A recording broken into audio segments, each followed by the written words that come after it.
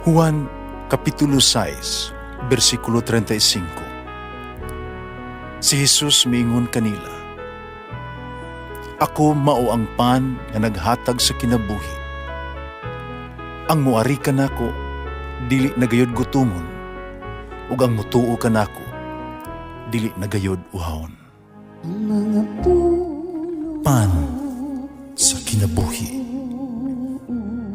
maglikon unta sa mong pagtuo ug gagaka kami sa pagtuman sa imong mahal nga kasuguan. Ang Ginoo manaa kaninyo. Santos nga Ebanghelyo sumala ni San Marcos. Di pila ka mga magtutudlo sa balaod nga nangabot gikan sa Jerusalem. Ug sila miingon, anaa kaniya si Beelzebul. Uban miingon, ang pangulo sa mga yawa mo'y naghatag kaniya gahom paghingilin sa mga yawa. Tungod niini, ipaduol ni Jesus ang tao nga gisuginlan niya sila sa mga sambingay. Unsa man ni Satanas paghingilin kang Satanas? Kung ang mga tao sa usa ka nasod magunay pag-away, mapukan kanang nasura. Kung ang mga sakop sa usa ka panimalay, mabahin ug magunay pag-away, mabungkal gayud kanang panimalaya. Busa kon ang gingharian ni Satanas magkabahin-bahin, dili kini mulungtad, kung dili mapukan o matapos hinuon. Wala makasulod sa balay sa usa ka tawo nga kusgan o makawat sa iyang mga kabtangan gawas kon iya unang gapuson ang tao nga kusgan. Unya makahimo na siya pagkawat sa butang sa maong tao. Timanin ninyo kini. Kapasaylo ang mga tao sa tanan nilang mga sala. Ang tanang dautan nilang gisulti. Apan ang tao nga magsultig dautan batok sa Espiritu Santo, dili gayud mapasaylo. Kinakabuhat man siya sala, nga dili gayud mapapas. Ang Ebanghelyo sa Ginoo. Pasalamati ang Ginoo kay siya maayo, ang iyang gugma mulungtad hangtod sa kahangturan. Pasalamati ang Diyos sa tanang mga Diyos, ang iyang gugma malungtaron. Pasalamati ang Ginoo sa mga Ginoo, ang iyang gugma balungtaron.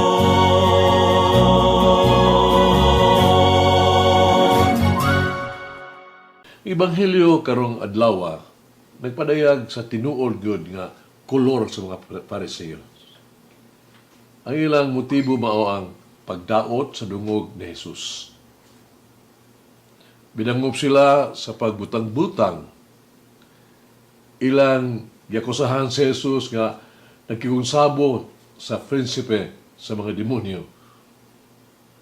Ilang ipasangil ang iyang gahom sa pag-ayo ngadto kang Beelzebul. Si Jesus mitubag kanila sa yano kaayong pangatarungan. Kung nausa ka gingharian mabahin batok siyang kaugalingon, kanang gingharian dili makabarog.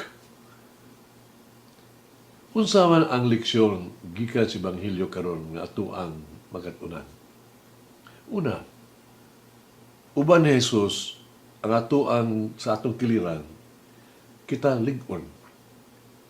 Makabarog yun ta. Ato makabot, uban ni Jesus, ato mabuntog ang sala o si Satanas. Ubang kang Jesus, dili kita mabahin. Dili kita mapukan o mapakyas. O kita Dapat gani kang Jesus, kitang tanan, luwas. Ikaduha, samtang kita musunod kang Jesus, kita mahimo sa mga masayop, o akusahan, bugal-bugalan. Mahimo kitang dili nila masabtan. Mangutana sila sa tuang mga motibo. Nagduda sila. Isalikway nila ang atuang mga inisyatiba o mga plano. Negatibo ang ilang pagtanaw kanato. Mahimong dili kita nila tuhuan. Badungog nato ang mga pagbugal-bugal mga pulong imbis mga pulong sa pagdaig. Apan hinumdumi ay kita nagtrabaho alang sa Dios. Siya ang ay natong pahimutan sa atua mga pulong o mga buhat, dili ang mga tao. Ato ang mga buhat, kinahanglan buhat gyud sa Dios. Kinahanglan pagkabili kitang suod kang Jesus. Kinahanglan lig-on kitang mahiusa kaniya. Ito yung sigulanon sa kinabuhi ni St. Dominic. Saan nag-ampo siya sa usa ka monasteryo sa Bulugna. Gibati niya ang pakatulog. Apan naningkamot biya siya pagbuntog sa iyang katulugon ug magpadayon siya sa pag-ampo. Giahog siya sa usa ka igsuong monghe, no? Ningon, biyain na lang na ang mga gibuhat. Ang imong pag-ampo. Ug pahulay na. Natintal siya sa buhat niya ni. No? Mahulong lang siya pag-ampo, matulog na. Apan, giilan ni San Dominic nga iyang igsuong monghe di ay. Nagtambag kaniya sa pagtapos sa iyang pag-ampo o pagkatulog usa di ay kinika demonyo. Nagtaguban lamang isip usa ka monghe. Busa gipugos ni San Dominic ang yawa sa pagpadayag kaniya kung giunsa niya pagtintal ang ubang sa mga monghe. Usabi adto silang duha sa laing dapit sa monasteryo, gisultian siya si St. Dominic. Maggiunsa man pagtintal sa yawa ng nagtaguban nga munghe. Ang mga munghe, diha ko sa kapilya, ang yawa maingon, ay pagdali og adto sa kapilya. Pauhay kanunay. Unya gani tigawas gani pag-una sa gawa sa kapilya. Padayon sila pag atos dormitoryo. Gibutyag sa yawa nga dormitoryo, iya silang gipadugay pagkatulog. Unya na, katulog. O ulahi na, kaayo silang mubangon. Aron masipyat sila mga pag-ampo sa buntag o uban pa mga bulhaton. Diya sa refectory kananan, ang yawa mingon, dinhi gitintal ko sila sa pagkaon og daghan. O mao nga makasala sila sa kahakog, gluttony. Gitintal ko usab sila sa pagkaon og jutay sad. Aron sila maluya kaayo sa pag-alagad sa Dios ug pagtuman sa ilang lagda sa balay. Miadto siya sa parlor ko, no. Nag-iinan siya sa yawa. Sudyan sa yawa sa San Dominic. Sabta ni anihan sila dinhi aron makiistorya, gitintal ko sila sa pagsulti, paglibak, sulting dautan, pagsaway sa isang usa, labi na katong wala diha. O sa dihang, nalabay na sila sa kumpisalan. Ang yawa, nagsugod pagkurog. Di siya gusto ng padayon. Giyan ko niya nga, dinhi, ang mga munghi, musugid sila mga sala ug sila gipasaylo. Unya, mapornada lang ang tanan niyang mga pagtintal kay nakinulsol man sila. Maigso na hagkit sa kinabuhi, gidawat ba nato sa Jesus ingog tinubdan sa tuang kusog? Ingon og lig-ong fundasyon sa tuang kinabuhi? Nagkupot pa kita kang Jesus sa diha nga ang bagyo ug ang mga kapakyasan sa kinabuhi moabot ka nato. Moadto ba kita kang Jesus ing atuang dalampanan kung moabot na ang panahon sa pagsulay. Mag-ampo kita.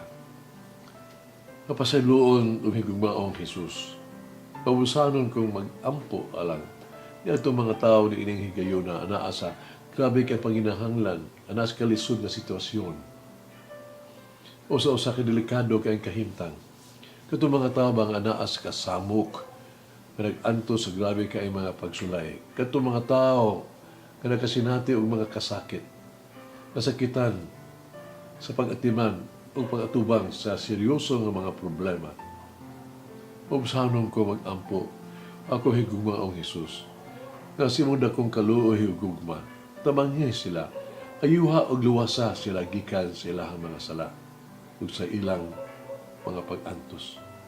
Nana sila sa husto nga dalan, tuguti sila na makit-an kapag-usab sa ilang kinabuhi.